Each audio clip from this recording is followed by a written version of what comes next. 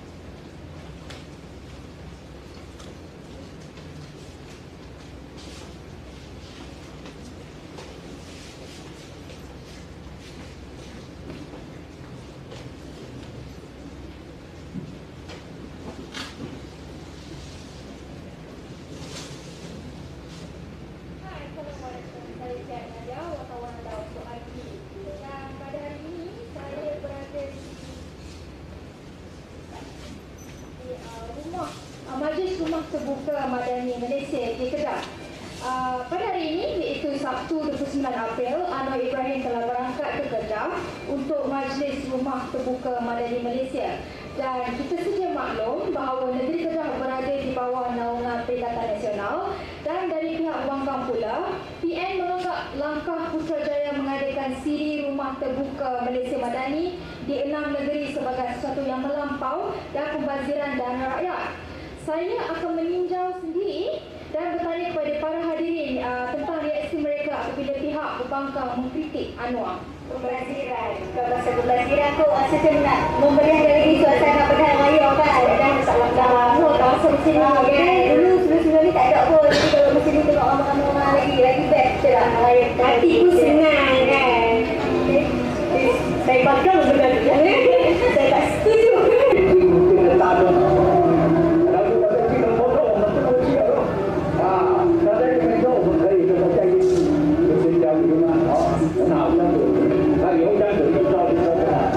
Saya tidak setuju kata ini strategi politik, sebab ini adalah sebahagian untuk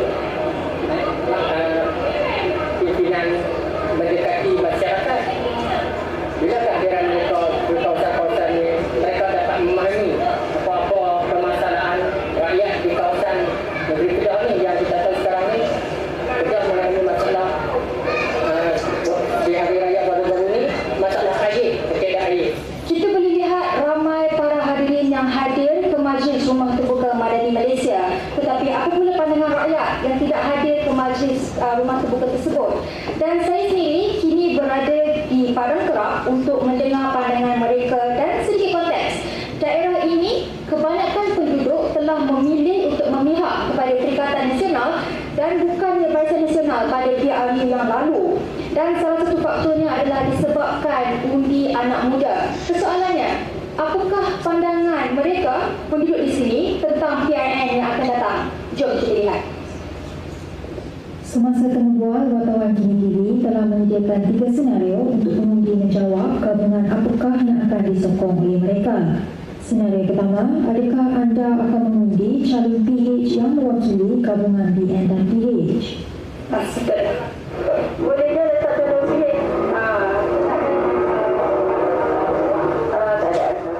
Senario kedua, adakah anda akan mengundi calon BN yang mewakili gabungan BN dan PH?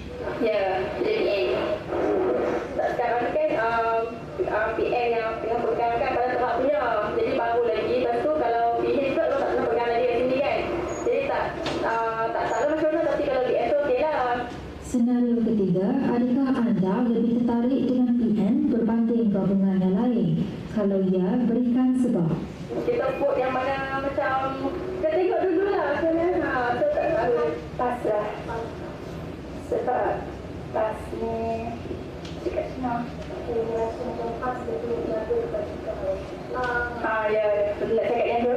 PN mesti rasa tak berada dekat sana. Taklah sangat. Bila dia berkonflik dengan harapan tu, ada jadi.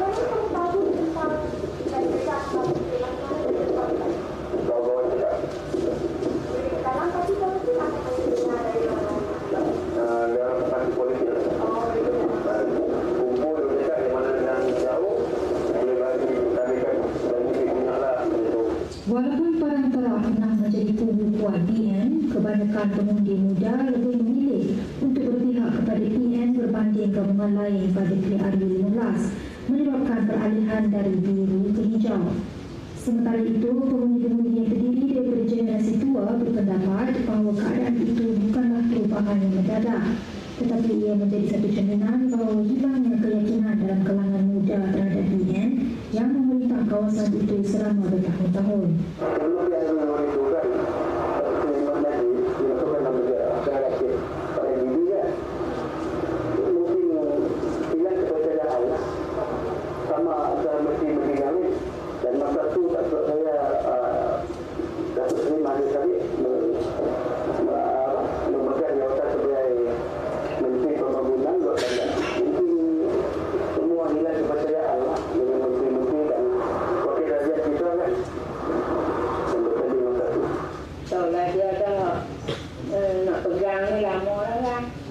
Sebab tu lah nak serai dia tengok macam mana lah, macam mana baik tak ni, tak baik kan. Memandangkan majoriti pengundi telah pergi ke negeri lain untuk bekerja dan penduduk tempatan yang tinggal di sini menolak penuh juga, maklum balas mungkin tidak mewakili majoriti pengundi Padang Kerak. Walau bagaimanapun jelas bahawa jawapan daripada mereka yang ditemui penuh dengan ketidakpastian. Pada PRN 15, pengundi muda turut menyumbang kepada gelombang hijau. Ini juga akan bertindak sebagai faktor utama yang mempengaruhi keputusan pilihan raya negeri. Adakah gabungan PHBN akan menentang gelombang hijau dan berjaya menarik undi daripada pengundi muda? Atau adakah Menteri Besar Kedah Muhammad Sanusi Maknur mampu memimpin PN dalam mengekalkan kuasanya? Seluruhnya kita akan tahu dalam pilihan raya negeri yang akan datang. Nantikan. Wartawan KiniTV, PRN Nadia, Yarsier, Ravina Ultra melaporkan dari Kedah.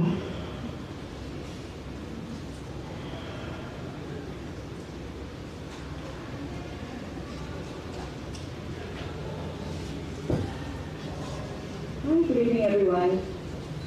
thanks so much for your patience. The clock says 8:20, so I think we have to start even though we're still waiting for some finalists.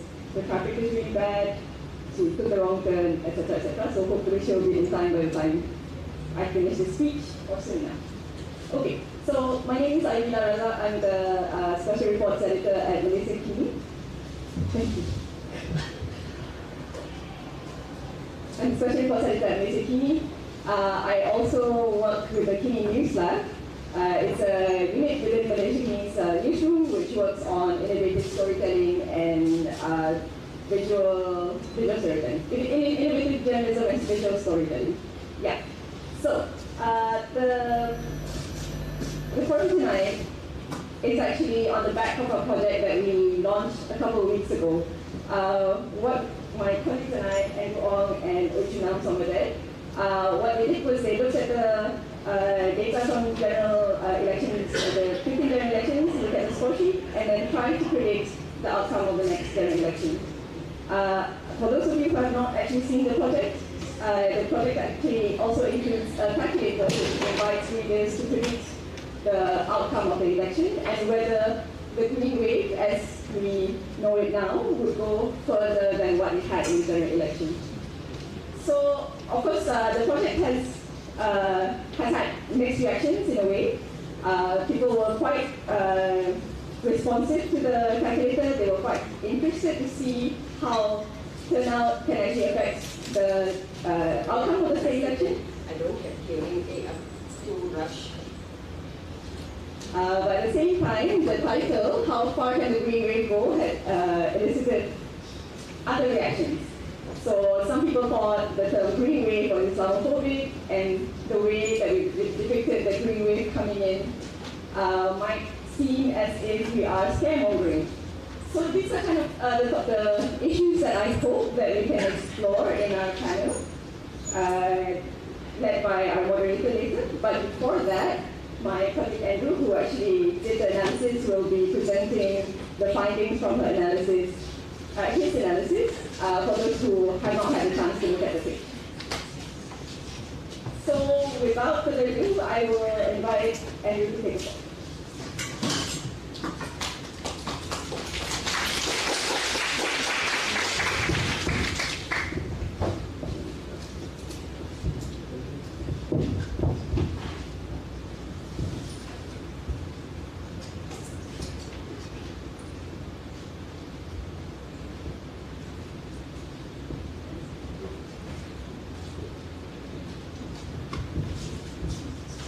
Salam sejahtera diucapkan kepada sahabat-sahabat sekalian.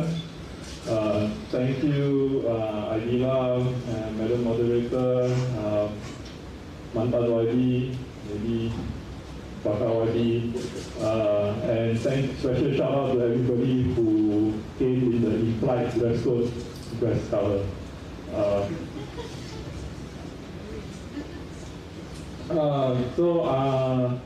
I'm one of the journalists at Malaysiakini, and what I'm going to talk about is why we did this project, how we did it, and a little bit about what we found out. So, but before I can begin, I think it's important to talk about whether using the word green wave is acceptable or not. So, according to some political leaders, it is considered Islamophobic, it is considered to be a form of bigotry. So, there were some possible panel members who turned down our invitation because they disagreed with the title, the use of the word green wave. And there were also allegations that using the word green wave is following DAP and Lim propaganda.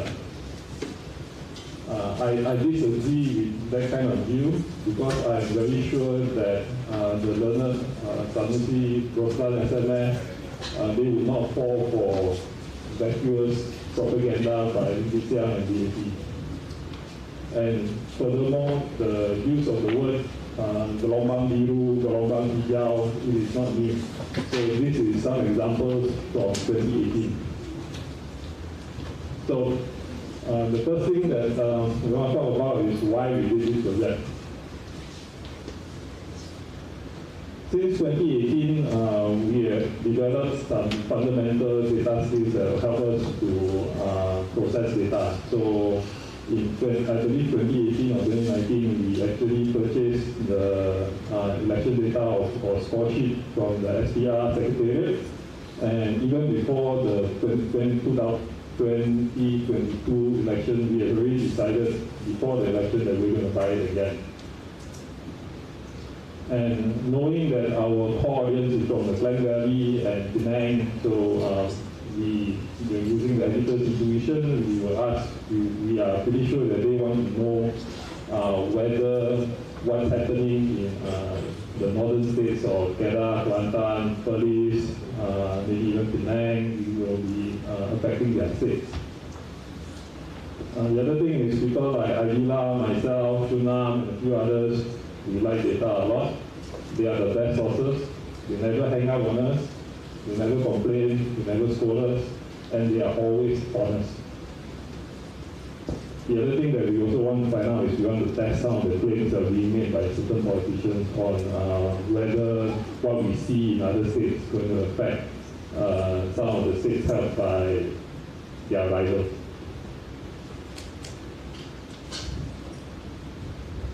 So, in order to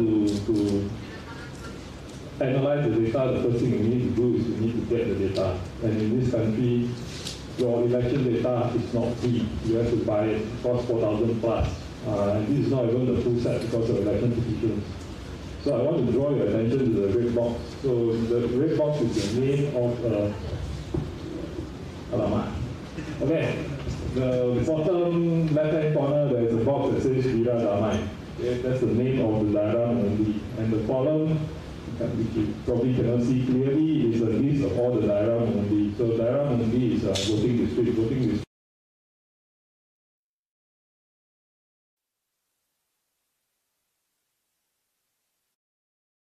means, but if you stay in Sarawak, for example, in Kapit, one voting district may be multiple rumah banyak. So what's important here is the number. So the first 3 digits is the parliament code. So in this case, it's 98 is gelombang. So the 4th and the 5th digit is the room code. So that is how we get the data necessary in order for us to do some simulations. The subsequent number is the number for the daerah menteri itself. So since the score sheet for the parliamentary constituencies are not split into zone, we have to do it manually. That work is done by Junam. So this page is taken from Wikipedia in case you want to know what is your zone code, your daerah menteri code. It's all there. So in this case, we are looking at the berada is located in the Sungai Tua constituency. Sorry, the zone constituency. So then after we get the data, the next thing we have to do is painstakingly process it and convert it into something that we can use for analysis. Junam took, I think a week back, in order to turn the PDF, data that was in PDF, and convert it into something more structured. So what's important here is that if you just look at the score sheet itself, you won't get the zone name. So what Junam did is column C, he created the list of zone names, and then we can split it by party, and then we can see how many votes that each party got in a zone. So and then after that we have to after you clean the data, the next step is to analyze it. And the way we did it is we created calculators.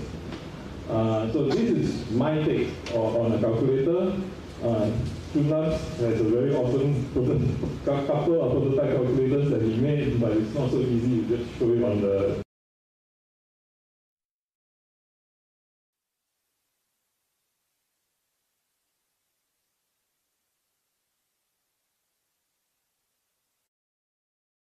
figure out how your people in your neighborhood voted. And then you can even do a simulation of the sweep. So after that, we had to run a lot of tests. So when my calculator and Junam's calculator finally tallied, we knew that we got the formula right. And the next thing is to test the user experience. So there were many versions that we tested on our colleagues and friends until we came out with something that we were satisfied that, okay, this one, most casual users to be able to get some value out of the calculator.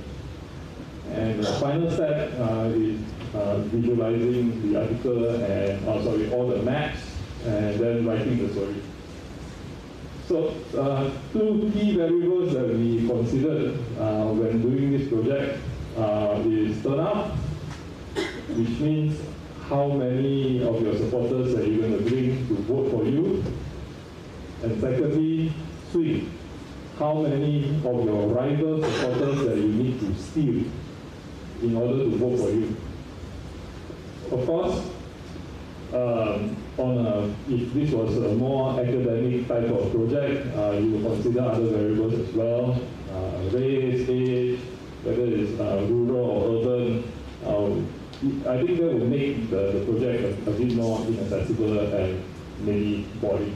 So for that, there are other people who can do more better election modeling and simulations. But for our purpose, that was not the intent. So another thing that we considered as we were working on this project is what are we going to use for the baseline turnout. So we chose Johor. Johor March, the Johor election in March 2022. So, and the reason why we did that is because that was the only thing that we had to compare with after automatic voter registration was implemented. So what we noticed was that the way we decided to do this was we had three different cohorts. So we looked at the number of votes that Pakatan Harapan, Perikatan Nasional and Barisan Nasional had during GE15, and then we see how much was decreased during the March election during the same year. So what we realized was that there were nearly half of those who voted during GE15, half of those who voted for Pakatan Harapan during GE15 did not vote during the Johor election. That is the assumption that we are holding in order to have a baseline. So the assumption is wrong because this does not account for swing. But generally, it is important to reduce the number of turnout if you are doing a simulation for state elections, because that has always been the trend. People are less likely to come out for state elections compared to a parliamentary election. So, therefore, there are a lot of weaknesses if we are just using the Johor experience alone, because at the time, borders were not fully open, and a lot of people didn't want to come out because of COVID-19. So, next I'm going to discuss what we managed to find out. So if you look at the states held by Pakatan Harapan currently, so using the G15 results, we can conclude that if there were concurrent state elections that were being held last November, assuming that there is no split voting, this is a possible outcome. So Penang, Selangor still 2/3 majority, Negeri Sembilan, half parliament. So this is at a very basic level what it does us. But in terms of popular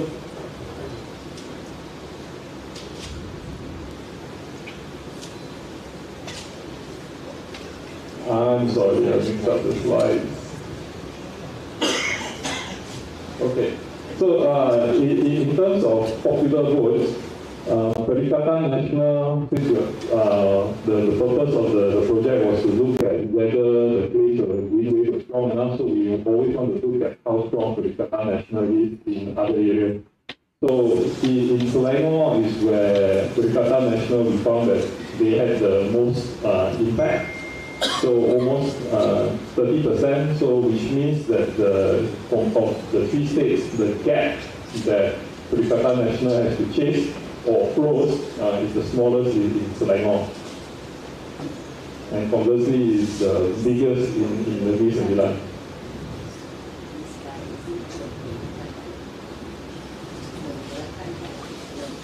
So the G15 results also tell us that what we already know. In Kelantan and in Terengganu, if there were concurrent state elections and there was no split voting, it is very likely that in Kelantan, Perikatan Nasional was satu bersih. And in Terengganu, at most PN can win one. The situation in Kedah, again, we are calculating based on plurality. So meaning you can win a seat even if you have less than 50% of the vote share. So if that is the model that we are using, then if there were concurrent state elections, then Perikatan Nasional will win 32 seats, super majority in Kedah.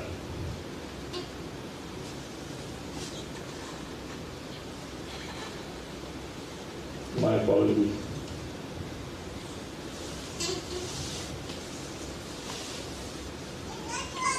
So, in terms of popular votes, Kelantan and Terengganu should be considered very safe for Perikatan Nasional in those two states. However, in Kedah,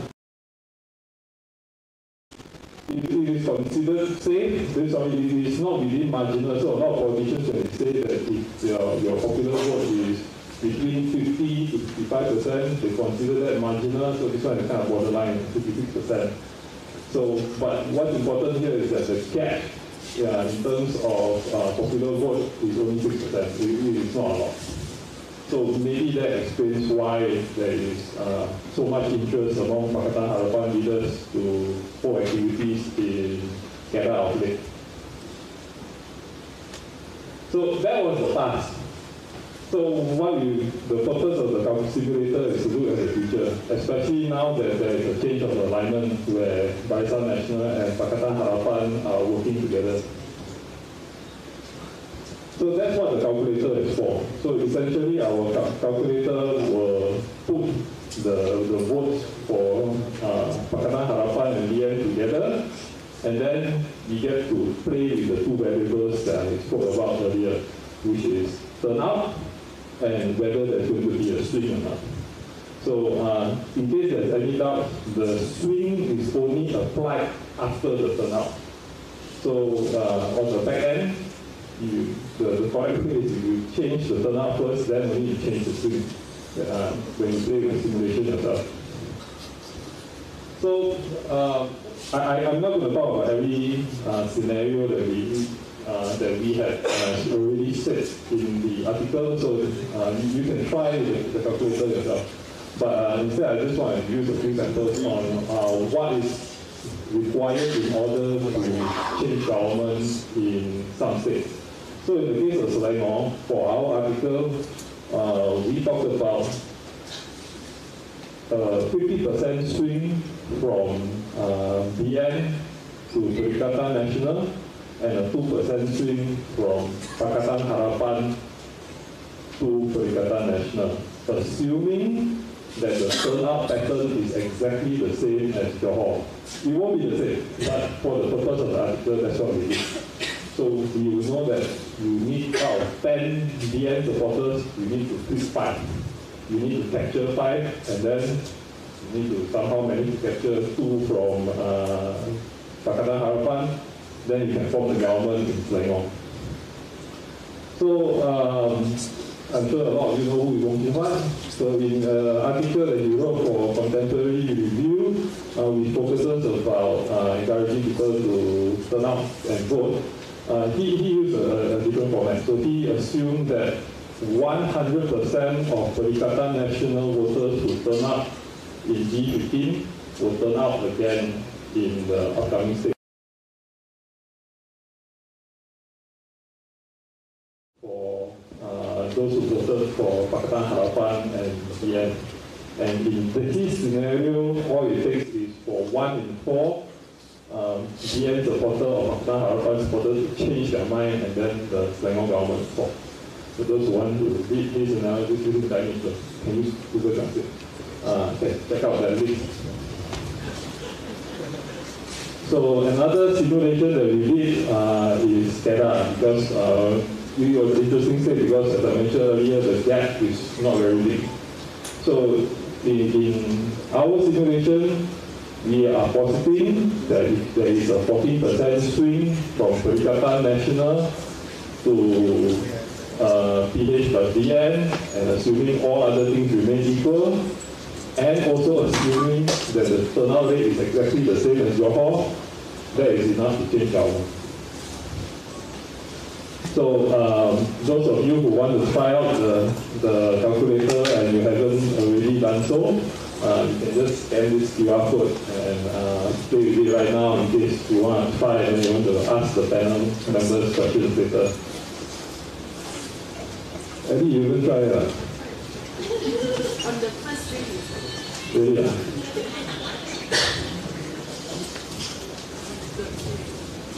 Yeah, I see people put down their phones and we'll go to the next slide.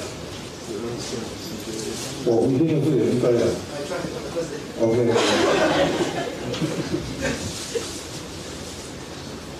So, I need to address some of the weaknesses in our calculator. Now, when we apply the swing in the calculator, it is it's for the entire 6 states. So, this is not very realistic. For example, you cannot expect the swing, the expected swing that's coming in places like Sungai Buloh, which is in Tanjung Karang, to be, I'm sorry. So you cannot expect the swing in, say, Batu Tiga or Kota Anggrek to be as strong as the possible swing that's coming in Sungai Buloh in Tanjung Karang. Because the waters are fundamentally, we expect them to behave differently. So that is one weakness. The other is we could not calculate how postal vote will affect the election. It's because that does not come with the Dun code that I showed you earlier. Postal vote is for the whole parliamentary seat. So as I discussed earlier, the Johor turnout flying back to the upcoming state election is not realistic as well. And also, we also assume that there is no swing voting. But historically, there is some level of swing voting, especially in the northern states. And lastly, if there's any students here, this is not a thesis, this shouldn't be in your citation. It's not going to withstand the rigors of academic scrutiny.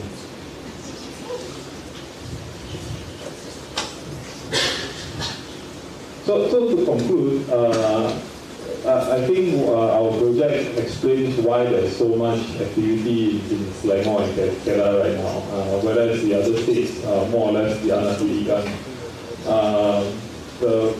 We think that, for example, Kedah is going to be a frontline state for Pakistan Harapan, while I think it's pretty evident that Perikatan National is treating Selangor as their frontline state. And I hope from our presentation here that you understand that turnout is extremely important. It can affect an election a lot. So what a byproduct of what we figured out by doing this project is that if there were concurrent state elections in Johor, instead of having it separately, there is a good chance that we will see a different computer and Pakistan Harapan will be able to form a state government in Johor on their own without having to pakat anybody else. And one of our main topics in doing the project is, of course, the idea of a swing. So do bear in mind that in Kedah, in 2008 there was a swing. Pakatan Rakyat formed the government. 2013 we went back to PN.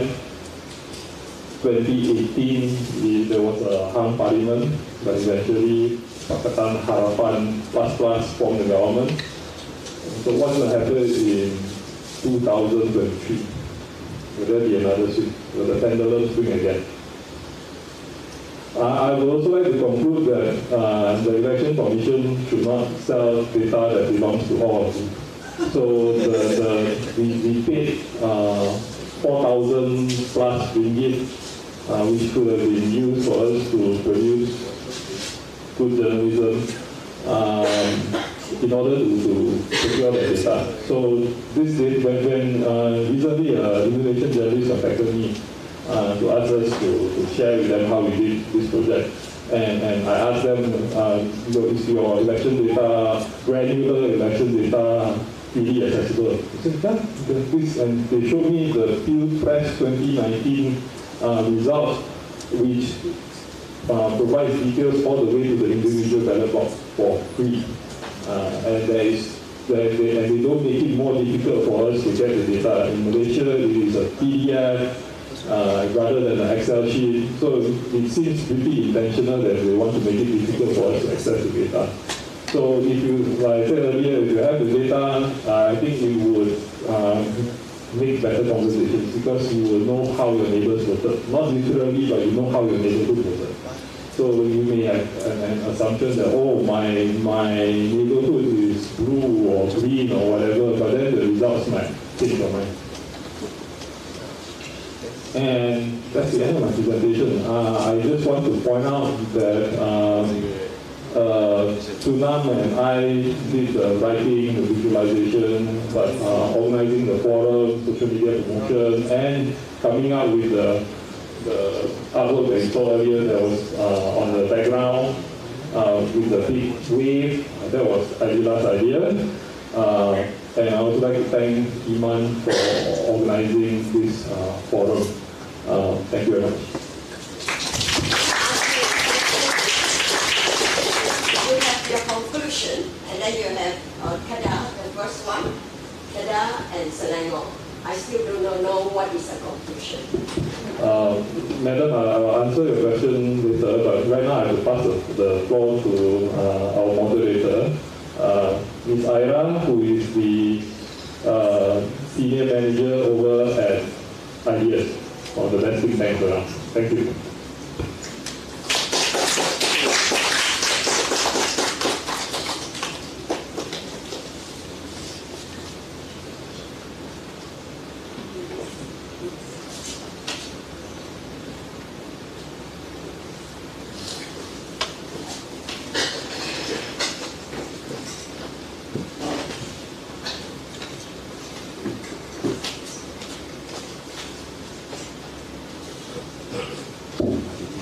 Good evening, Assalamualaikum, good evening everyone. My name is Ira, Senior Manager at the Institute for Democracy and Economic Affairs.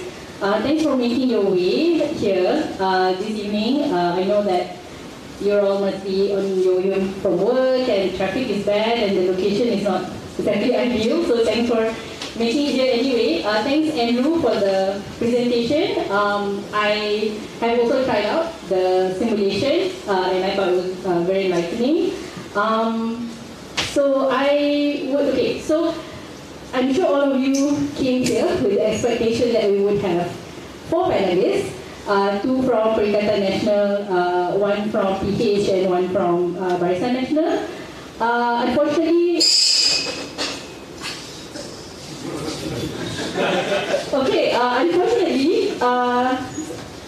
we will only have 2 panelists tonight. The 2 panelists, the 2 gentlemen from Perikatan Nasional they decided to not join the panel at the very last minute actually. Unfortunately we will only have 2 tonight. And I will just invite both of them here now. Elizabeth Wong, former anjuran for Sebagai.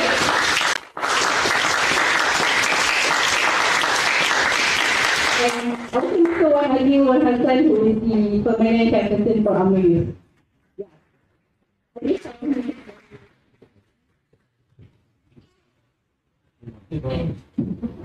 Okay, so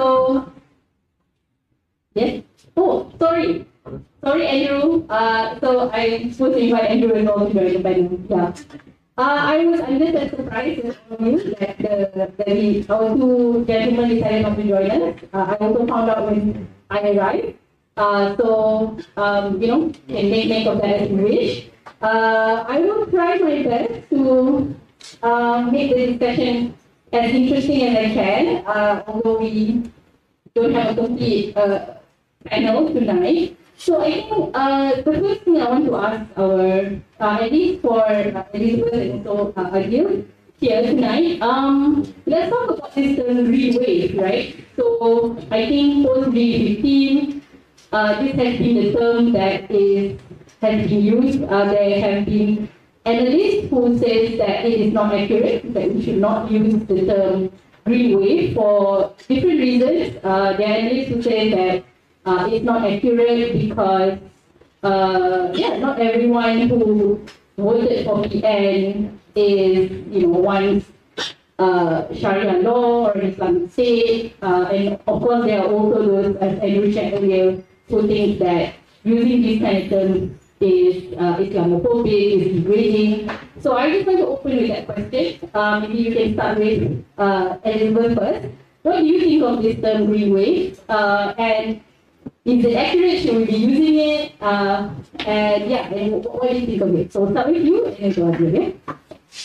Terima kasih Puan Aira. Selamat petang kepada semua. A very good evening, everyone. Tahniah wan sahau. First of all, I want to thank Malaysiakini for inviting me because nowadays it's quite rare to have women on political panels, so I'm very pleased to be here with all of you. Second is, I'm really sad. I prepared for 2 weeks to face off Perikatan Nasional. So, friends, voters, this is what happened. When in front, when facing, a strong opponent, I assume I'm a strong opponent, I give the strong opponent, they don't stand up. But regardless, we're trying to make this forum as interesting as possible. Regarding the green wave, it's a very, in some ways, I agree that it does not describe what is actually happening, but at the same time, it also means that there is some acknowledgement of PAS's strength, especially when they gain a lot of new seats in the last general elections. That is why when we discussed about this phenomenon last year, we were talking about the green wave because even before the results were out, we already had the surveys. We actually knew something was going to happen, at least at the northern side.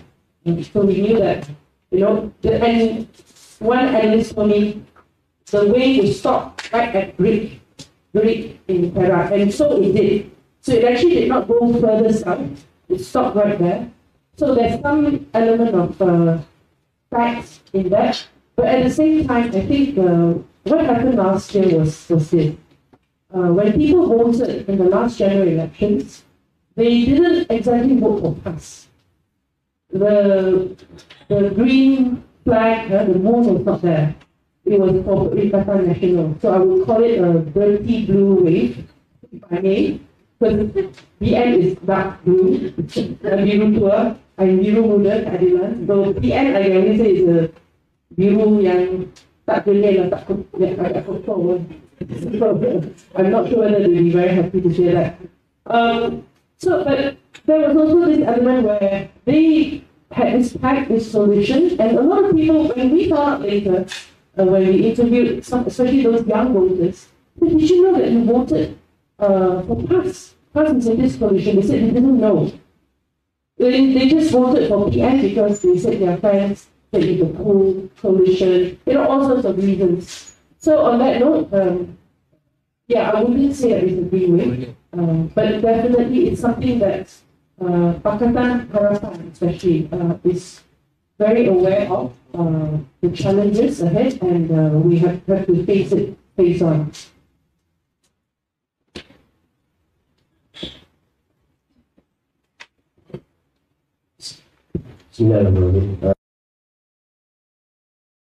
First of all, thank you to Malaysiakini for inviting me. I am as disappointed as Elizabeth, and I also got to know about it. There's going to be just me, Elizabeth, and Andrew, after the international guys. I'm not sure what's the real reason. Maybe I'm not contesting, that's why I cannot see that they are ahead of me. So, as compared to value. But I guess it's a lot of opportunity for us to really clarify these green wave matters. Having them to be on the panel lineup should be interesting enough to hear how to see this so-called branding to speak of the national. Thank you for the question, Ira.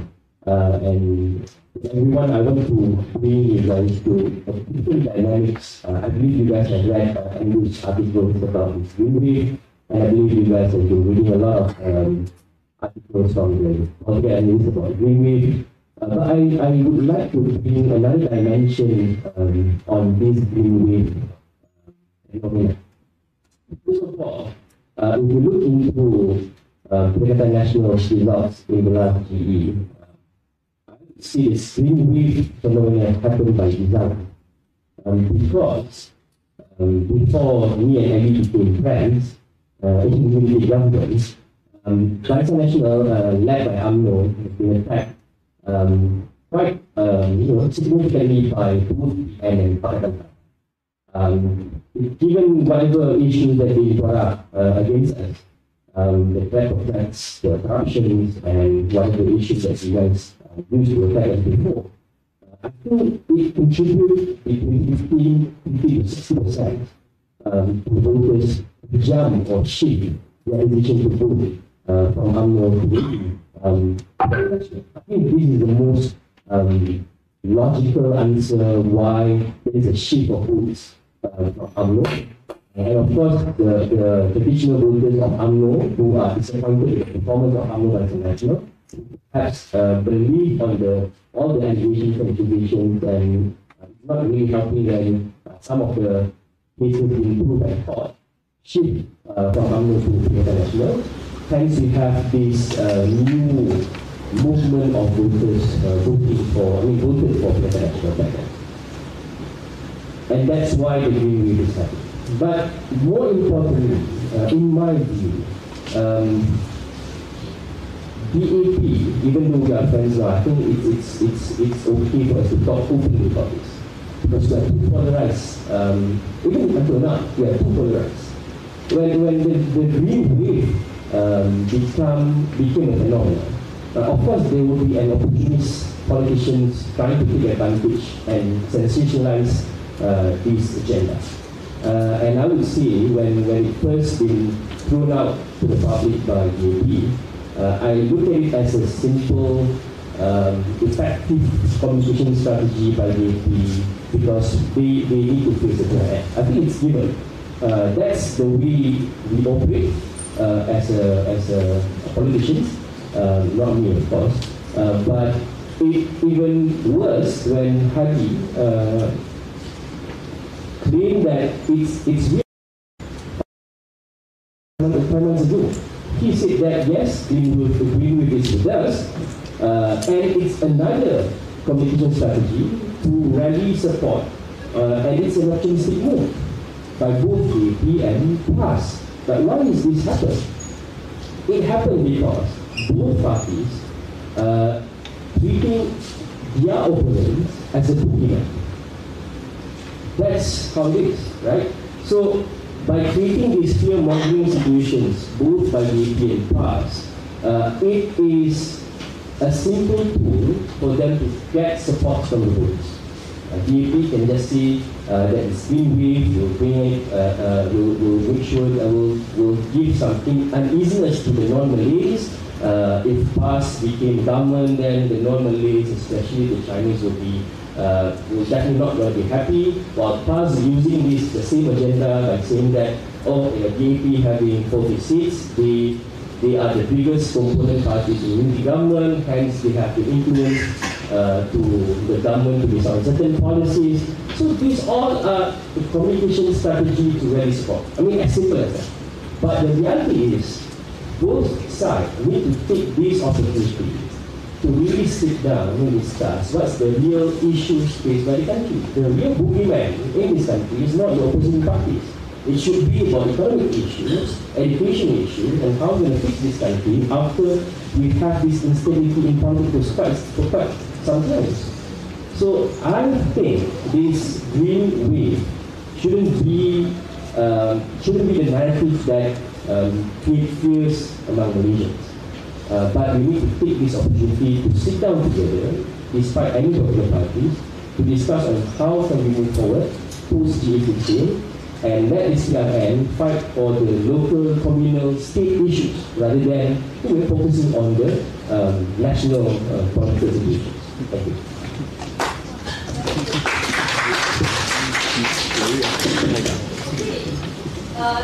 Thank you to both panelists. Yeah, so I think two things that I would just like to point out from both Elizabeth and Anil's remarks. I like what you shared about how there were voters who voted for PN without realizing they were voting for CAS. That's an interesting one. I'll pick up on that a bit later. And also what you said about how green wave is also a term that is used opportunistically for fear mongering, right? But I think for now, Elizabeth, I want to go back to you. And I think in Andrew's presentation, he showed that PN was going to gain some ground in Selangor based on the simulation that Malaysiakini did. So I want to get your thoughts on this, right? So is Selangor as unpenetrable as people think? Yeah, and what do you think the chances are for PH in Selangor this time? Yeah, you have to realize represent PH also. Let me put that disclaimer first. Okay, but our point of view is this. Selangor, as of today, remains a safe state for Pakatan Harapan. Why do I say this? First of all, we have a 15-year track record of being in government. This is our third term. During these 15 years, we have rolled out so many social welfare programs. We have established a very good social safety net for our voters, our residents in Selangor. You cannot find this in any other state. You cannot find that in Kelantan, in Terengganu, in Kedah. You cannot find that in Perlis or other states. And during these 15 years, yes, we may have different Menteri Besars, but each and every one of them carried out programs on our behalf, Pakatan Harapan, or at that time Pakatan Rakyat. And to date, we remain a clean government. So, if today you ask what is going to happen in Kedah, what is going to happen in Kelantan, honestly, I mean, for me, for the last 6 months, I have not been looking at that side. We're all very focused on Selangor. But today, if you ask any Selangorian, do you want your state to turn into a new Kelantan, a new Terengganu? The answer is no. So based on that, it is not so easy for PN to come in. But I also have to admit, PAS actually has a strong base in Selangor. Why? Because for 2 terms, they were part of us. They were part of Pakatan Rakyat at that time, it was called, or Barisan Alternative. So they know our strengths, they also know our weaknesses. But if you look at the last GE results, that will also give you some indication. There are some seats that they want, because you can actually go down, you know, like Andrew, we also bought the results. We also got all the results here and there. We know more or less which were the seats that we didn't do well. We actually lost in those seats, to about 5 or 6. So, since November last year, we've been working very hard to make sure that those seats are covered. We run extra programs, we deliver extra welfare, we had something called Jelajah Ehsan Rakyat. We bring food, you know, food trucks, cheap food, cheap chicken, cheap eggs to those places, and we help the local councillors as well as the adults and the MPs there to make sure that we do better outreach with those voters in those areas. We call it grey seats. So it's not so easy. And even, and also, Andrew, just now I played with your model. I tried my best, you know, how many percent jump to PN votes, you want to PN, you know, how many this and that. Even your act tells me that we are going to win big in Selangor. Thank you very much. Thank you. So it's not easy, but I'm not saying that that's it. Because at the end of the day, the most important thing for us in Selangor is voter turnout. If the voter turnout is going to be like Johor, oh my goodness, I don't know what is going to happen. I saw that just now. I'm not sure whether Andrew, you want to show that slide again. You know, minus 47%, minus 18%. But I don't think that's going to happen because Johor elections again was something very unusual. It happened out of the blue. People were not happy, and they knew that state elections will have no bearing on the federal elections. So that's why you can see from the state elections of Johor, although the voter turnout was very poor, but during general elections, you can see PH doing very well in Johor once again. So they won back many of the seats back in Johor. Today, well, in 6 weeks' time, when we have our state elections, people know that Selangor, as a frontline state, is critical to our current federal government. And we are not going to say our votes don't matter. This time, I believe that it will come out. There will be a little drop, confirmed, because it's not general elections. General elections, I think the total turnout on average was about 73%, if I'm not mistaken. There will be a drop, but not as drastic as the previous state elections, such as in Malacca or in Johor. So based on that, we are actually working very hard, apart from trying to convince our traditional voters to vote for us, convincing our new partners,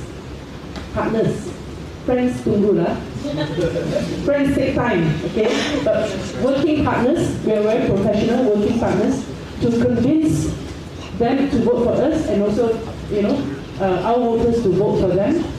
I think that is actually, and of course the voter turnout. If anything, that will actually decide the future of Selangor.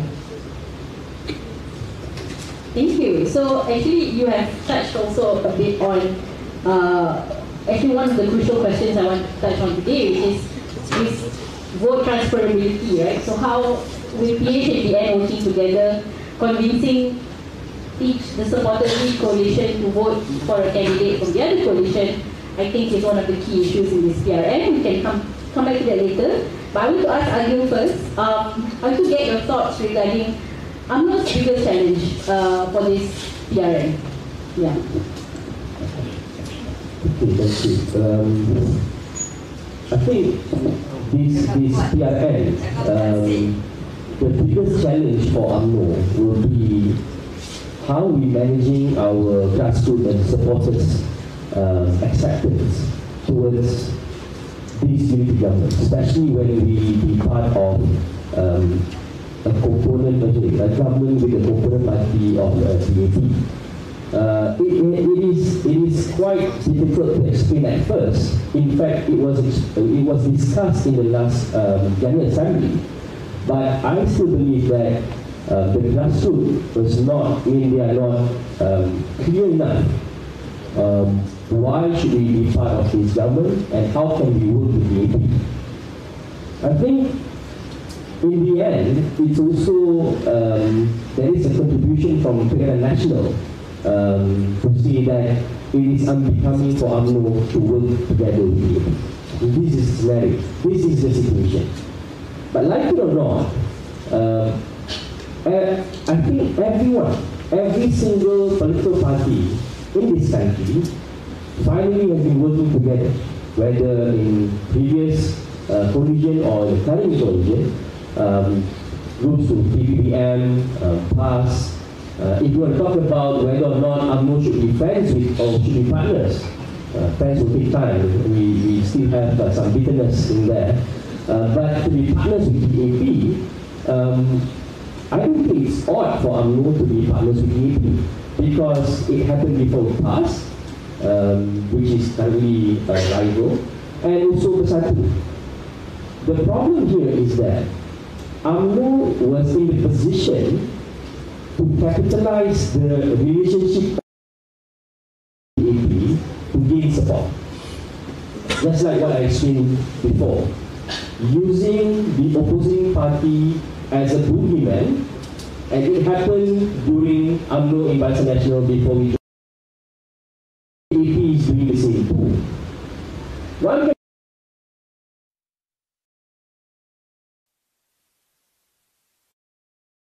come back and bite you in the ass, right?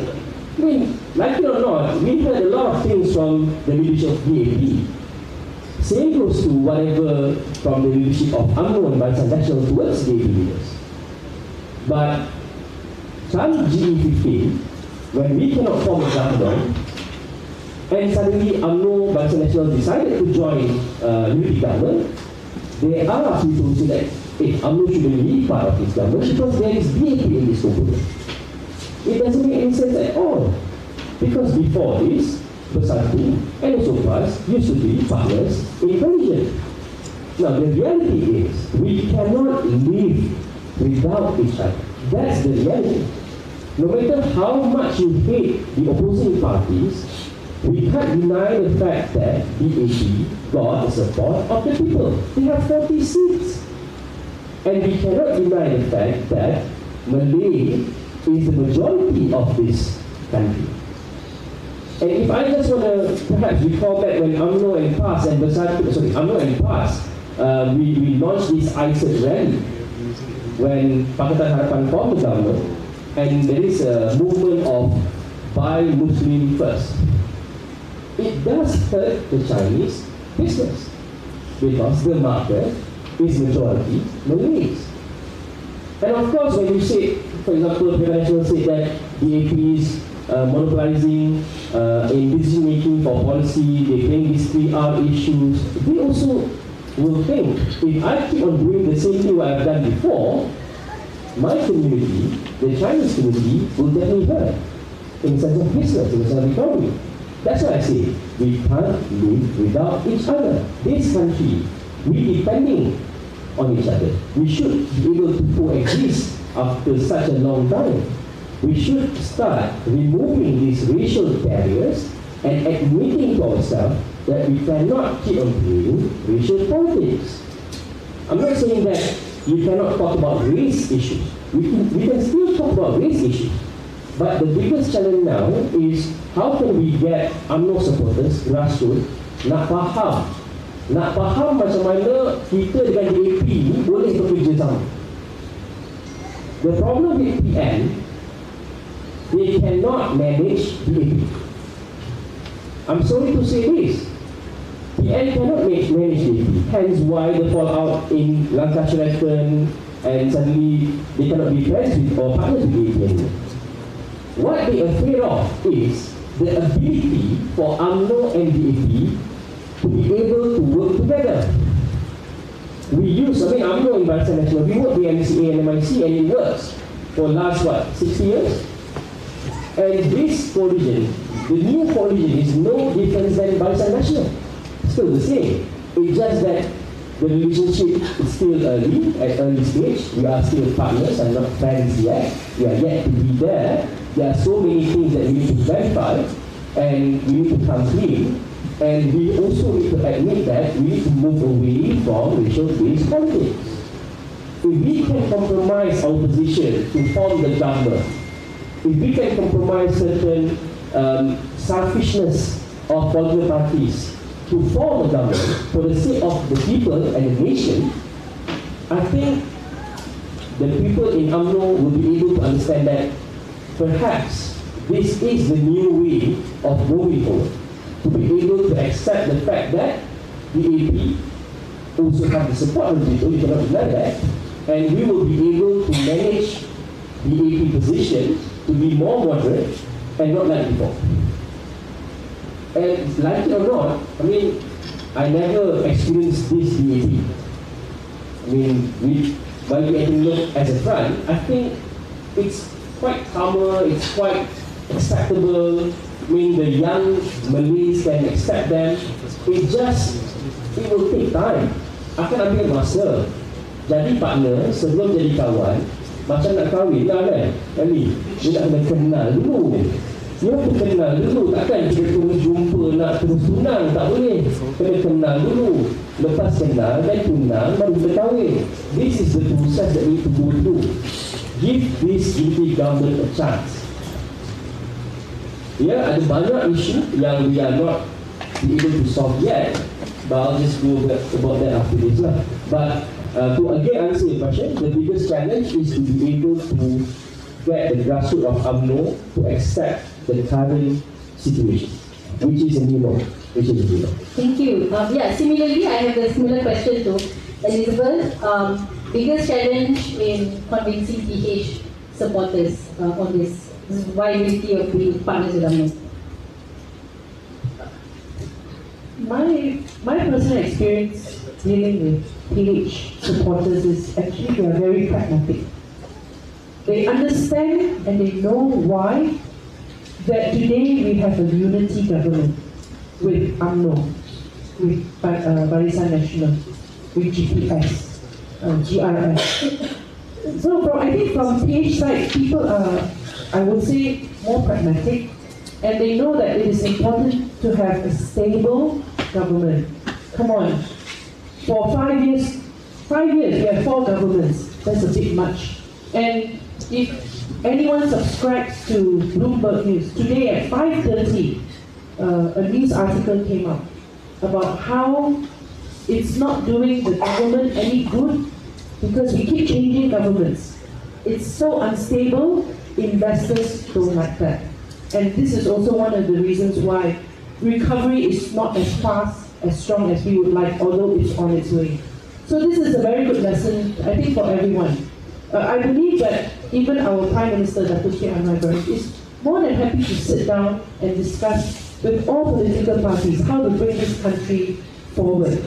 And, UMNO, Barisan Nasional, answered his call to join hands, and I think we need to, thank them, GPS as well, GRS as well, because they realized that it is important to come together and start, forget about what's happened, Sheraton move and all, and start moving ahead, because we have lost so much time changing governments. Every time you change government, your policy will change, even though they say it's not true. Trust me. So every 2 years, for the last 4 years, every 2 years there was a new policy, It's so hard to stand still and make right decisions. So pragmatism will always win, and I believe Selangor voters especially are very pragmatic voters. Not only will they support PH, but they will also vote.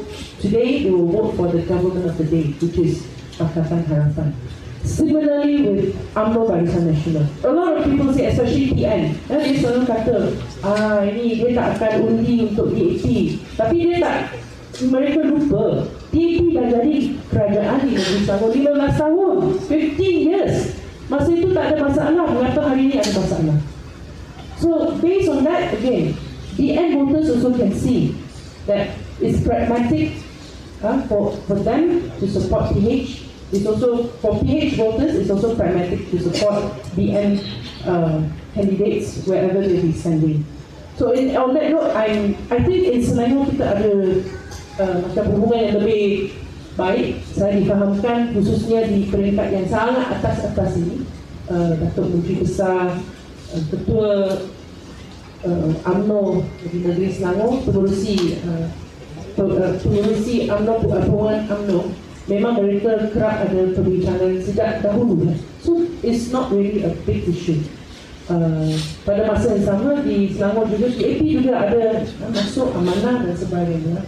So it's not such a big deal in Selangor, but again, I cannot speak for the other states. I'm not really sure how far their relationship has been in those states, but we will try. Of course, we are committed to making sure that this state elections, not only PH will maintain our seats, we also want to help our colleagues in Barisan Nasional win their seats at the same time. Thank you. Thanks, Elizabeth. Okay, sorry, before that, Andrew, is there anything you want to add? Please? Go ahead. I keep forgetting that you're there, sorry. I'm not a pundit, I'm not a politician, so the whatever was mentioned just now about vote controversity, a lot of it is punditry. So the only way we can know whether votes can transfer is after this election, and then we take a look at again the daerah mengundi data. So if there are daerah mengundi where it was mostly voting for PN during G15, and then we can use those, grab a couple of them, and then you can know how much to choose. The places that I'm looking forward to analyzing is Negeri Sembilan, because in G15 there was a significant number of PN voters in that state. G15. So I would like to know what the split is, if there is any, and whether it is transferable or not. Thank you. Okay, thank you, Andrew. I think, yeah, Negeri Sembilan is an interesting state. I think, correct me if I'm wrong, but I think PAS hasn't managed to go into Negeri Sembilan, right? Okay, yeah. So I think Negeri Sembilan, and based on your simulation as well, the numbers are really close. Yeah, so my next question is, okay, so before that, I'm looking at the time, we're supposed to end at 10, right, Adila? So it's 9:15, so I think I'll go about 10 more minutes in the panel, and then I will open the floor to questions, yeah? So for Agil, I think, you know, I don't have to repeat here how after G15, you know, UMNO is also going through turbulent times. Only 26 members of parliament, you know, the leader, your party president as well, with court charges. There have been, you know, people who have been fired from the party, people who have been suspended. So I think, you know, I do agree with you that the reality of Malaysia is that the majority population is Malay, and which means that Malay politics, whether people like it or not, will always have a place in Malaysia. What do you think the future is for UMNO? What's happening currently? Is there a, you know, this so-called renewal, you know, wanting to change and be better? I don't know. Can you just comment on that? Thank you. That's a very difficult question that should be discussed in the General Assembly. I'm not sure if we discuss it enough or not. But before I answer that question, I think I agree with Andrew. Whatever we have today about vote transferability is a hypothesis, because we don't know how the vote reacted to this new coalition and all the issues that happen on the ground post G15. Then after PRN, we will be able to do a reality check. Then we can see whether our hypothesis is correct or wrong. On top of that, I mean, I'm trying to answer the question that you're given to me. Yes, of course, UMNO is facing a difficult time. If I can just give an example, the dynamics of the politics in this country is changing. UMNO used to be really relevant because we are a member-based party. Meaning that the more members you have, the more support you will get. Very clear cut. Because back then, there's no social media and the way we communicate is purely on categorizations and, you know, two members, kawangan, bagian, and so on. DAP back then, they will have many members, but they have support. They are support-based party. And they started with 4 seats, if I'm not mistaken. And today, you can see the shift, meaning that a member-based party is no longer relevant. The support-based party becomes relevant because it's all about communications.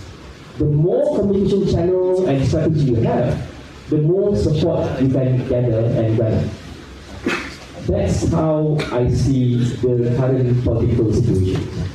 So, whether or not UMNO want to shift from member-based party to become support-based party, it's something that the top leadership need to take.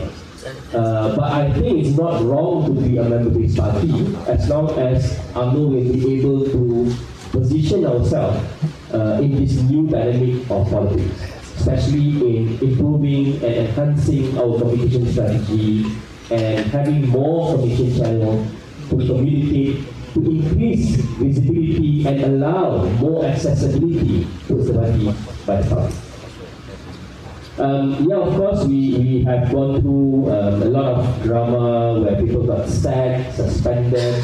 We have new leadership now. I think it's a process that happened to any political party.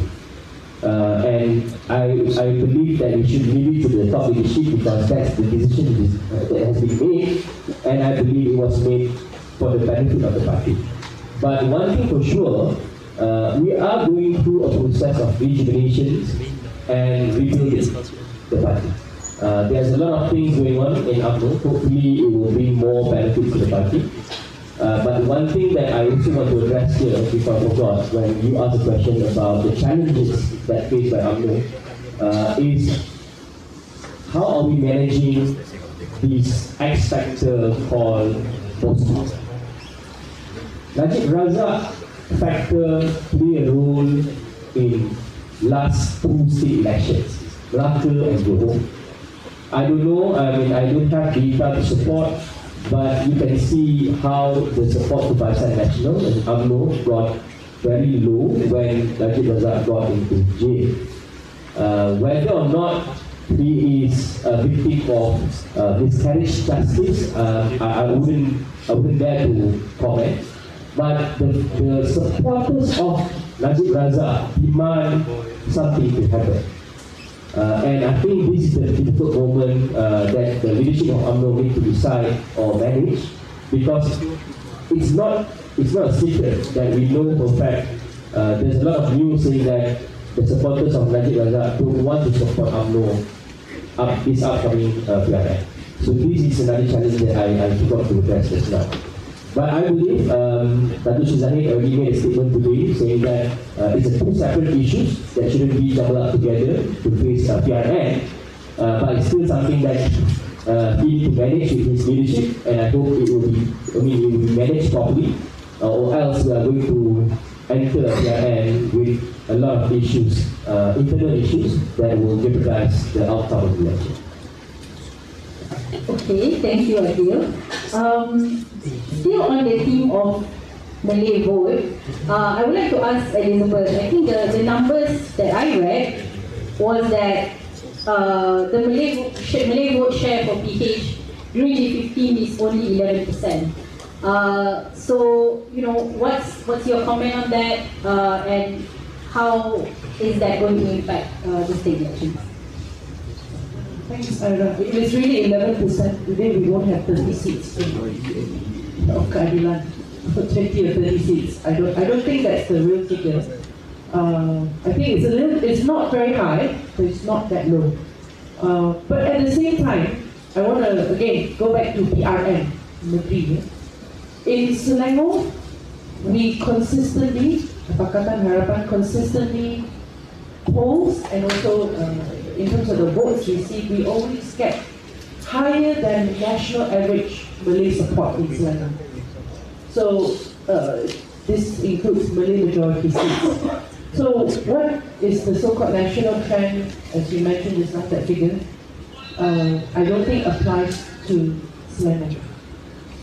I want to just give an example. The example is my seat. My seat in the Malay, I have a few areas, zones, daerah Mengundi, we call them, which are Malay majority, and consistently we poll more than 51% for like 2 elections, and also the last election. So maybe Selangor is a little bit different. It will not follow the national trend, so to speak. But at the same time, I think there are certain things that the current federal government has done and said, which I believe gives some assurance that Malay rights will not be eroded, Islam will not be threatened. I think this message is very consistent at the federal level, both by our Prime Minister and also our Cabinet. Similarly in Selangor, at no time have we cut funds to Jais or Ma'is. These are the Majlis Agama, Jabatan Agama Islam. We have special funds for Islamic schools, and it's all there. So no one can ever accuse us in Selangor of eroding Islamic rights, Islam rights or Malay rights. So it's, unless they want to play up this issue. Okay, we are approaching the end of time for questions, so I just have one more for both Agil and also Elizabeth. So I'm going to end it with a bit of a juicy note. Starting with Agil, okay, I don't know if this is juicy, but it's in my mind, and it's recent, which is, I think all of us have followed a certain former Prime Minister who has been very vocal about Malays being threatened, DAP trying to take away Malay rights, and he has met with Tan Sri Muhyiddin actually last night. It just happened last night. Your thoughts on this? And yeah, is this a sign that there's going to be some cooperation between them? I think in politics there will be a term called as long as your enemy is my enemy, we can be friends. It's very like I clearly stated in the earlier of my thoughts. The populist or fear-mongering strategy is the only strategy that's been applied by most of these politicians. Tun Mahathir, I think he's using whatever cards he can to play. I think I made one statement against him when he made a remark in London saying that DAP will definitely threaten Malay rights, Islamic positions in his country, which I don't think it's right to create this kind of fear among Malays, because at unity government level, it's clear that everyone understands and understood the position of Malay rights, Islam as the federation's religion, and the position of the royals. I mean, we all agree on that. But again, having him to sit down with Tan Sri Muhyiddin is not something that I am surprised. In fact, I am expecting it, because who else? I mean, Tun Mahathir has his own agenda and vendetta against UMNO. As long as he can be a partner with anyone who shares the same agenda, I think it's no surprise that he will be sit down with even whoever that, I mean, even Tan Sri Muhyiddin. Even Tan Sri Muhyiddin is the one who brought him down using langkah Sheraton. But this is an example of why I keep on saying that we need to move away from racial-based politics and move away from this opportunistic politics. Because in the end, can you imagine that the one who brought you down, you call him back and sit down together to cooperate for certain agenda, as long as it's it's benefiting him? How can you have someone who brought you down to sit across you and agree on certain matters, especially on bringing down certain, perhaps, unity government? This is not right. In fact, I think Tun Mahathir should just walk away from politics. I'm not sure what kind of legacy he's trying to leave this country with. He should be a statesman. He should just, give advice to everyone, no matter which political parties, that look, you need to prioritize this country interest and put away your self-interest to make sure that this country won't suffer anymore. We've been suffered for what, 5 years, because we keep on changing government, because everyone really want to be in position and holding powers, and we should stop that. And before I end it, I mean, another thing that I should also want and hope to see, PN keep on saying that the unity government didn't address a lot of economic issues, rakyat issues, the high living costs, low ringgit, weaker ringgit. Yes, I admit, this government yet to solve a lot of issues, and it's not easy, because whatever they've been inherited from the previous government is not something that we can just reverse easily. But PN keep on saying that you are not solving the problem. But I never heard that PN giving solutions. If you are better than this unity government, give the solutions. And if the government reject the solutions, then it's on them, it's on the government. But if the government admit that solution works, then you claim the victory and you chant it for the next election, and the people can see it, definitely. Yeah, so if we had our 2 PN reps tonight, I would have asked him that question. That's why I say it out loud. I would have asked him that question on Tun and Tan Sri Malay. Okay, so last question is for Elizabeth. Again, just trying to make it a bit juicy. So, what do you think of these rumors that if the PHBN combination wins Selangor, the Menteri Besar is not going to be the incumbent but will be changed to someone else? So, there are rumors that if PHBN wins the state government of Selangor, there will be a new Menteri Besar from UMNO and not from PH. This one, you shouldn't ask me, you should ask our president. But okay. First, I mean, we have something called Majlis Pimpinan Negeri Selangor, MPN Selangor, which is all the keadilan division chiefs. We sit in that Majlis. And in our last meeting, which was about 2 weeks ago, we affirmed that our choice of MB remains Datuk Sri Amiruddin Shah. So this is from Selangor Keadilan. So I don't think there's any issue at this point in time. What we want to do today is not talk about Menteri Besar or who is in EXCO dan lain-lain. We just want to make sure that we win the state one more time, so that we can serve the people, we can bring welfare, we can extend our social safety nets to those people who need, and also to support the current federal government to make sure that their economic policies can bear fruit.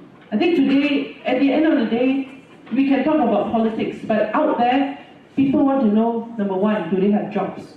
Number two, is there business? Number three, are people spending? So these are the things that we need to really address. I agree with my colleague Agil. We are in unity government today because we cannot let things just go on the way it was. We have to make sure that investments are coming back, which they are.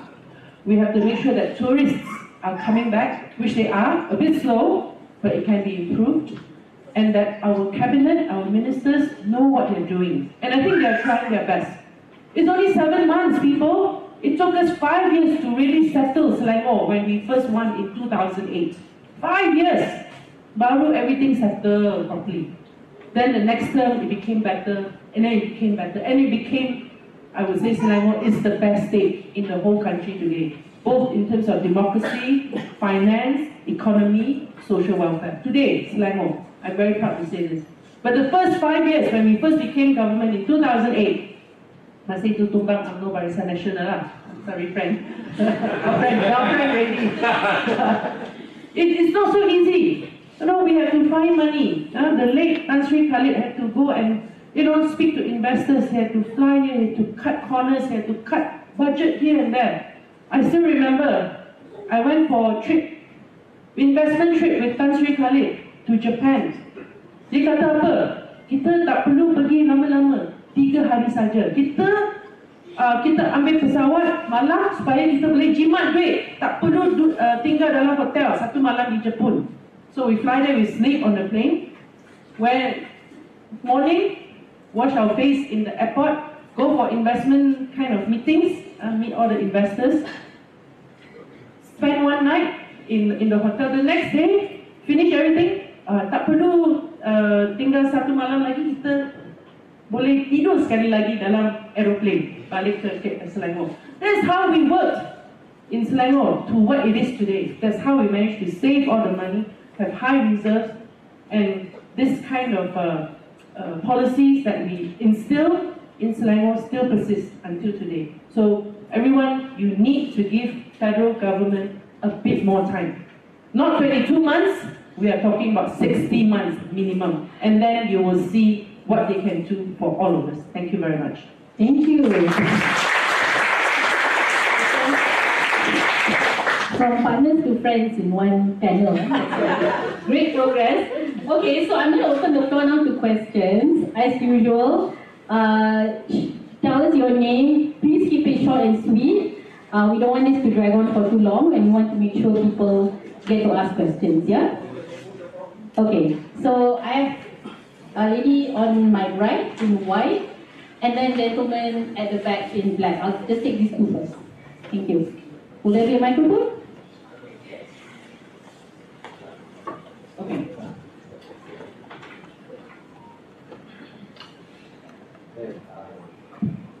Okay, my name is Hanafi. I'm from Kasam, so I'm going to work this time in Selangor. So I have one question for Elizabeth and one question for Adil. For Elizabeth, you have the narrative of PH has been done well for the past 15 years. Are you realizing that Azmin Ali, who is joining in Perikatan Nasional now, also a part of that? And have you seen this kind of, attacking each other? It's just like, if you are like attacking Azmin Ali, somehow you're like shooting in your own legs lah. That's kind of narrative. And then the thing is that how you going to respond to this narrative lah. And for Agil, okay, these things about UMNO with the Pertarapan, especially during the G15, UMNO itself losing the Malay support. So how can UMNO be really sure or confirm that they can actually contribute to this government? Because UMNO itself that already lose now PN get more Malay support. So how do you going to respond to these two things? Thank you. Yes? Yeah, go ahead.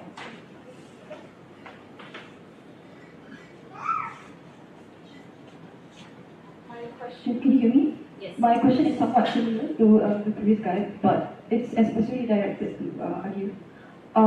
If you were to answer in one simple sentence, what does UMNO stand for? How would you answer that? Because, like what you said, UMNO is losing Malay support, and considering it's a party built on Malay identity, like Malay rights and all that is literally in the name. PN did a pretty convincing job telling people that politik bersih, Islam and all that. But now that UMNO cannot capitalize on that anymore, and you yourself repeatedly said that you want to move away from race-based politics. Yeah, what does UMNO stand for now? Or if it has ever stood for anything apart from, Malay rights? Sorry, it's a loaded question, but... Thank you. Can I just take these two first, please? It's quite two very long questions, yeah? So, Elizabeth first, the Azmin Ali questions.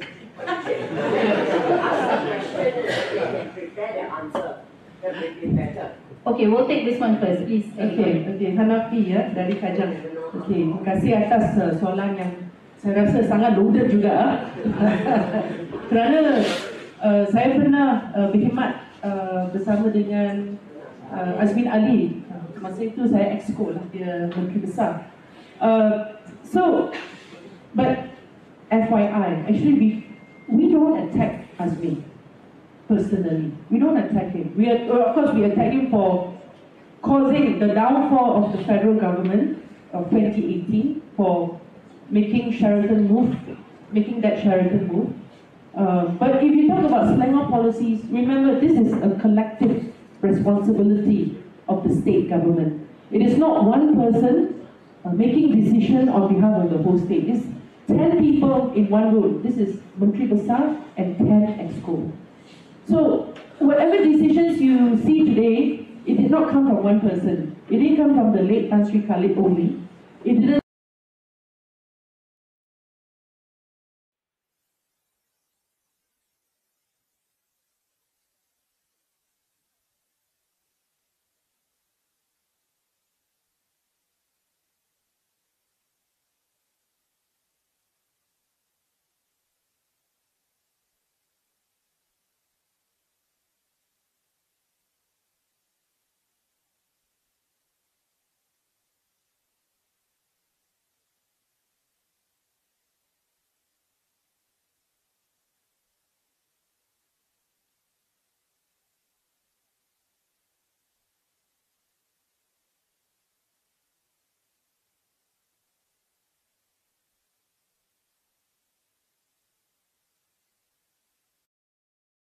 voucher RM150, dan kalau warga mas itu meninggal, juga ada sedikit khairat kematian juga lah untuk keluarganya.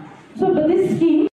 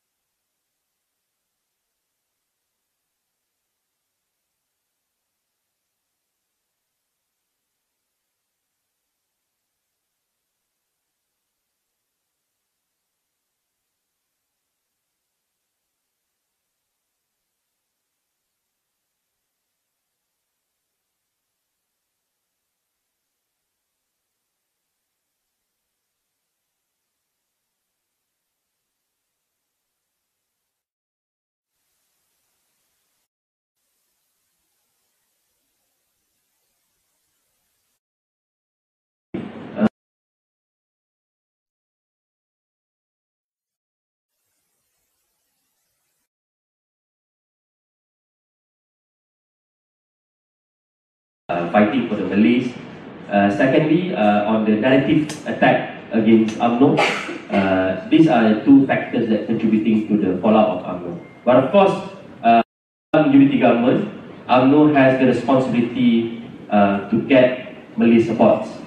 And for me, I think UMNO should do what we have before we fall down. Fighting for Malay economic positions in the country, to get more Malay to be success. I mean, that's always the agenda of UMNO. But to just sorry, what's your name again? Dania's question. If you read UMNO's constitutions, while we are fighting for Malay rights, there's a component of without leaving other races behind. Read the constitutions and you will be able to understand UMNO positions. And yes, I keep saying that we need to move away from race-based politics, but again, let me bring you back to the context. The context is don't allow politicians to play racial card to garner support, like what and past doing before. And that's why I keep saying that we need to move away from race-based politics. Can we move away completely from politics existence? My answer, as for now, personally, I say no. Because this country is a multiracial country. We are not like Indonesia, we are not like where the assimilations happen. We are not like them. We are beautiful because the race itself maintain the culture, the identity, but yet we'll be able to still live together in this beautiful country.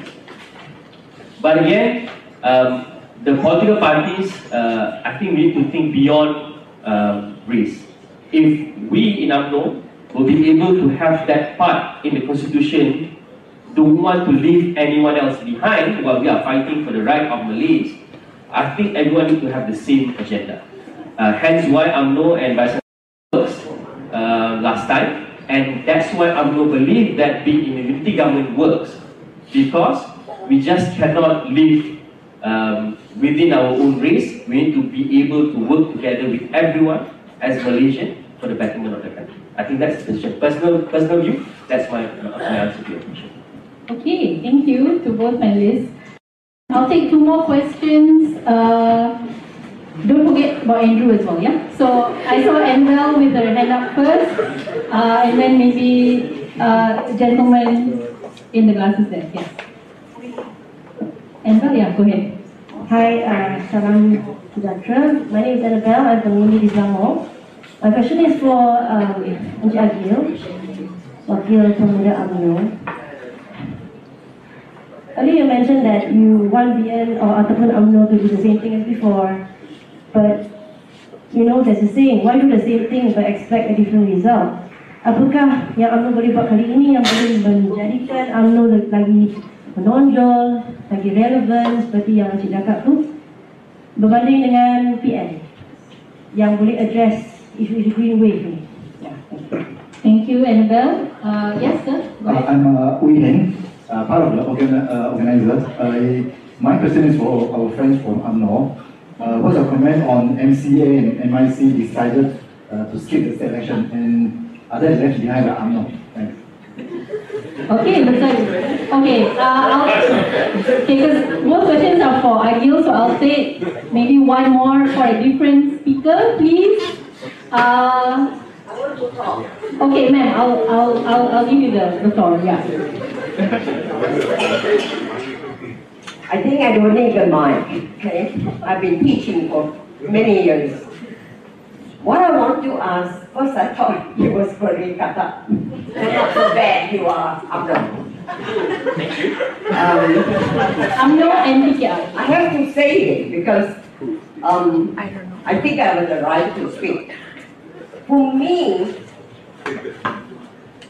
Muhyiddin said he's going to win 80%.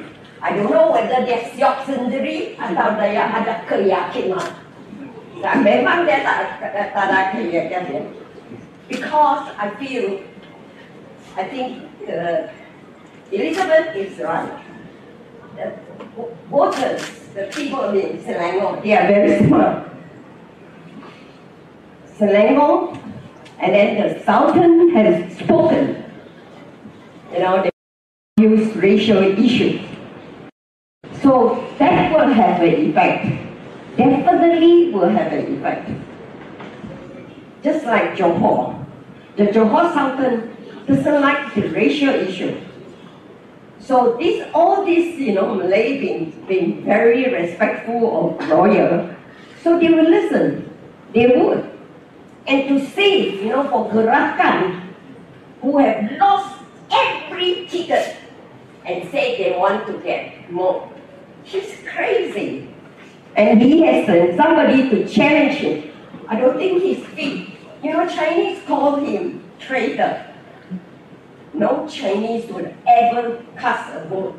I'm not from Penang, I'm from Kedah. Okay? I'm from the place where the royal Chinese king came and rest. So you go and guess what is that. And I speak Malay. I used to teach in Malay. I can speak Bahasa Malaysia, no problem. And I don't think anybody should use racial issue. And for Tun to say that there is nothing in the federal constitution to say the multiracial. You don't have to write multiracial. Even in US, they don't write it. They don't write it. I think there's a nyanyok though. Memang nyanyok. And I get very angry with him. Seriously, we gave him a chance to be another time, and now he's talking rubbish. Now, I'm very sure Penang people, they are intelligent, Selangor voters are intelligent, they have proven, all these government have proven themselves. You think they will give up? They are not so stupid. Yeah. Definitely it is so safe. I don't know about Kedah, even though I'm from Kedah. I'm not sure. They can be very emotional. But these two states definitely will stay with the Pakatan Harapan, a unity government. And I think Anwar has a personal, I mean, you know, I went for his, you know, the I don't know what they call it, raya punya, the open house. And you see how people just eating and so much food, just wasting. But I think he has a draw, in Kedah. Yes, ma'am. So many people came to witness him. So I have conviction, don't have to worry about this too. Okay. Maybe they, I don't know whether they have hoped to, because of the green waves, very difficult to get Terengganu and all these other places. Okay. Because their mind is like that different. Thank you, ma'am. Thank you, ma'am. Thank you. Okay, thank you so much. Thank you. Okay, so we have 2 questions for Akil. Is there a question for Ellie? I will take one. Yes, you get your hand up first. Gentleman in white at the back. And then we will let our speakers answer the question, yeah? Alright, my name is Muhammad Amin. So my question is, anyone can answer, anyone of you can answer. What's your take on Muda parting ways with PH?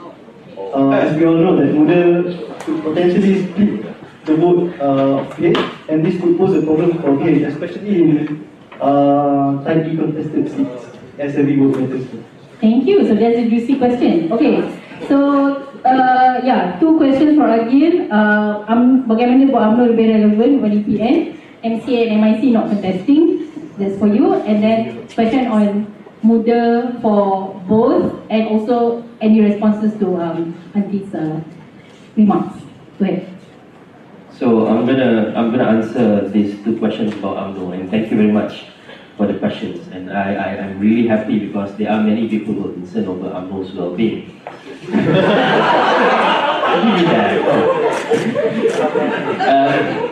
The truth is, I personally believe that we should. I agree with Annabelle.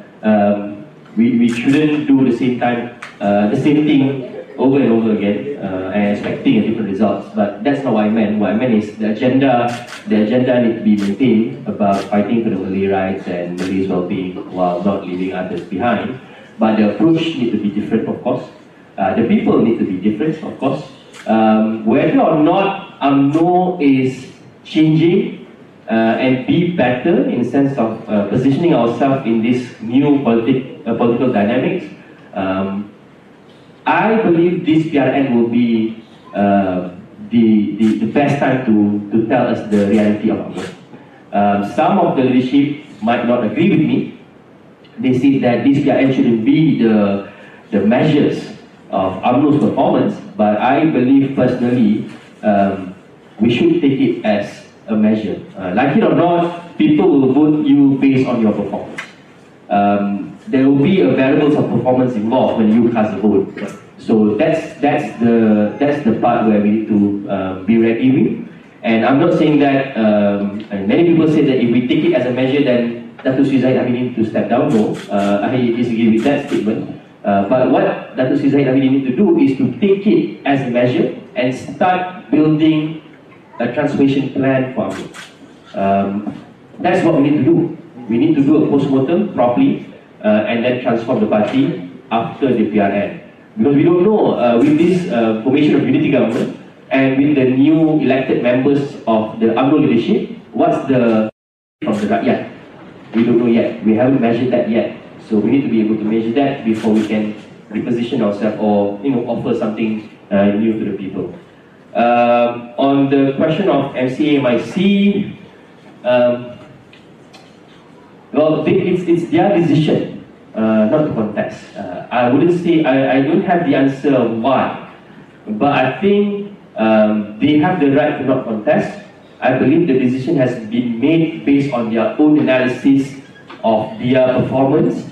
Perhaps they have their own agenda to really look into their party first before entering the next upcoming election.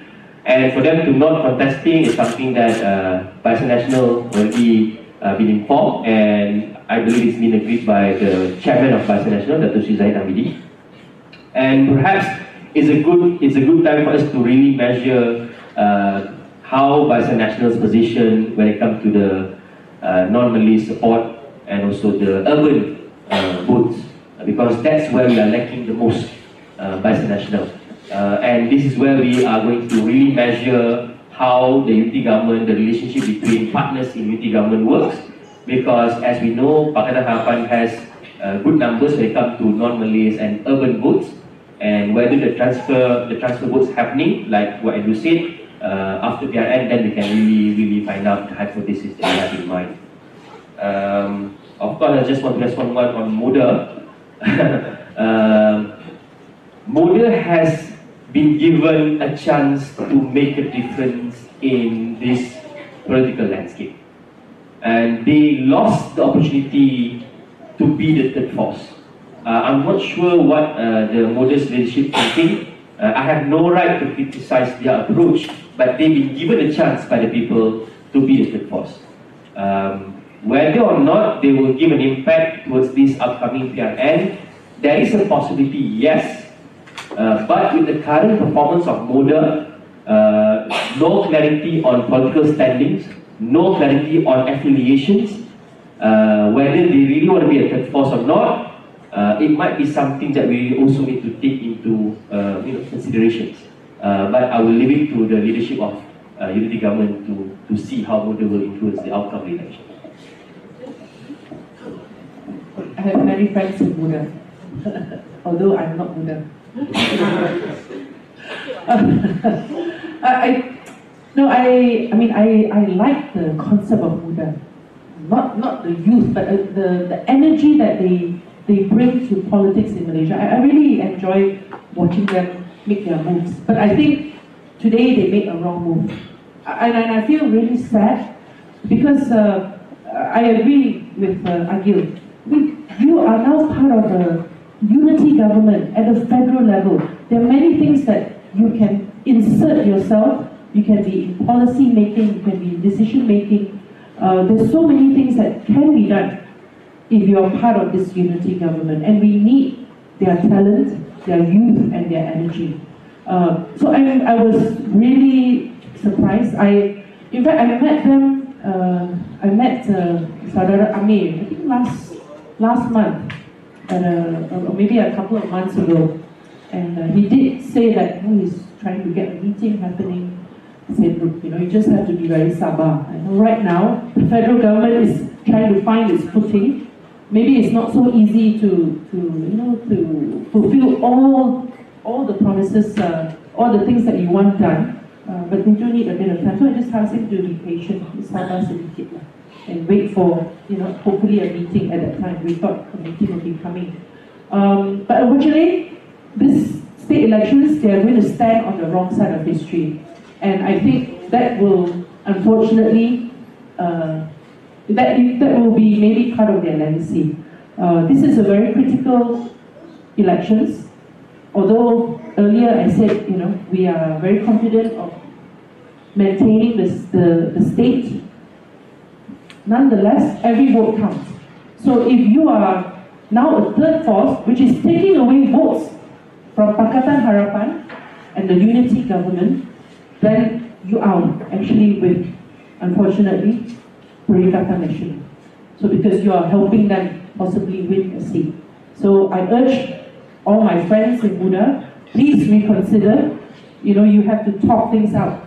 And this is the 21st century. You don't have to, react. But there are always avenues to talk, especially to the leadership, and they are part of the National Council of the Unity Government. Okay, so we've run out of time. So what I'm going to do now is to go from Andrew and then to Agil and to Elizabeth for just some short conclusions on the topic today. And yeah, perhaps just share some thoughts on the upcoming PRN before we wrap up for the day. So, Andrew? Just now there was some discussion about Malay voters. I just want to point out that Malay voters are not homogeneous. It's if you're looking from a Perikatan Nasional perspective, it's probably easier to win on the mainland instead of Balik Pulau. The next thing is if PRN, if after the state election, the election commission is still shameless enough to, election commission secretariat is still shameless enough to sell your election data, you should lobby your MP to raise this in Parliament so that hopefully there will be some change. Thank you. I have to support that. As for me, first of all, thank you to Malaysiakini for inviting me to be one of the panel tonight. It's a shame to not having Pakatan National to be here. I think we should be able to have more meaningful discussion if they are around. It doesn't mean that we can't discuss a positive outcome, even though we are on the opposing side. But again, they have decided not to to join this session. As for the PRN, I think it's a good platform after G15 for us to really test a lot of question marks that we have in mind, especially on the formation of unity government, the position of UMNO in unity government, the Malay votes, whether the non-Malay votes will vote for UMNO Barisan Nasional, if the candidates coming from UMNO. There's a lot of question marks that need to be satisfied. I think this is the best time to measure and to get answers. And I wish all the best to all the candidates from every political parties. And I really urge the new young politicians, let's move away from using a racial card. Even though we are race-based politics, we cannot really run away from it. I think let's move away from playing that racial card. Let's start talking about policies, and let's start believe that if your policy idea is better, the people will be able to evaluate. And having said that there are so many avenues to channel your policy ideas, to brokerage ideas, I don't think your ideas will be taken for granted. And it's something that we should start build a new legacy of Malaysian politics. Thank you very much.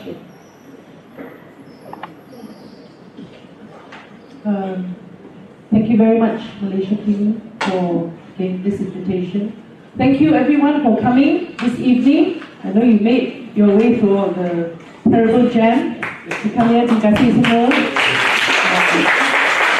Dan semua yang sedang menontonlah live stream ini.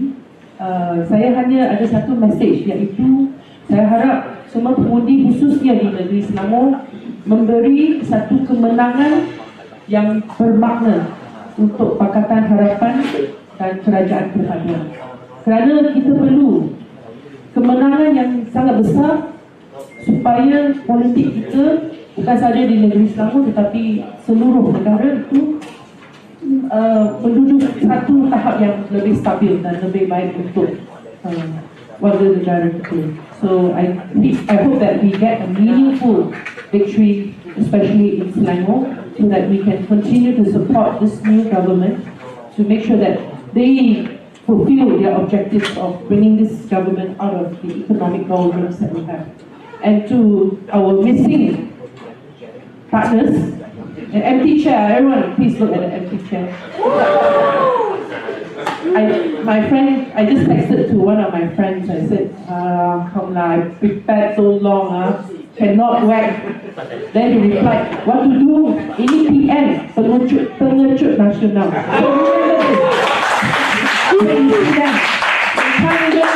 This is not even a debate, this is just a forum, and this is unfortunately the state of, the opposition today. Thank you very much. Okay, thank you so much. Thank you to Malaysiakini for having me as well. I'm also staring at the half page of questions that I had for our PN panelists that I couldn't ask. That's unfortunate, but I think all of us had a really great time anyway tonight in this panel. So thank you Malaysiakini, thank you to our amazing panelists, and to Andrew for all the hard work in getting the data and building the simulation website, which I think has been really useful. So have a great evening everyone, and safe journey home. Assalamualaikum and good night. Actually, can I get the panelists to stay, because we have some tokens of appreciation. I'll invite Alan, who was our executive editor, to come and provide them with some tokens of appreciation. What is the token of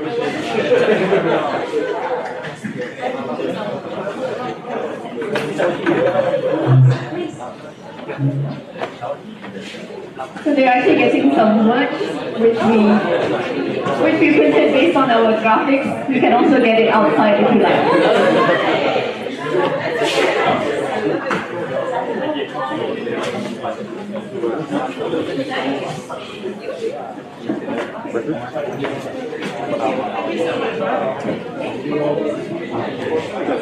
appreciation? So thank you everyone again for coming. Unfortunately, we did not discuss the question of new voters and how new voters may have affected the Greenway. So just as a preview, this will be our second part of the Greenway. So please stay tuned.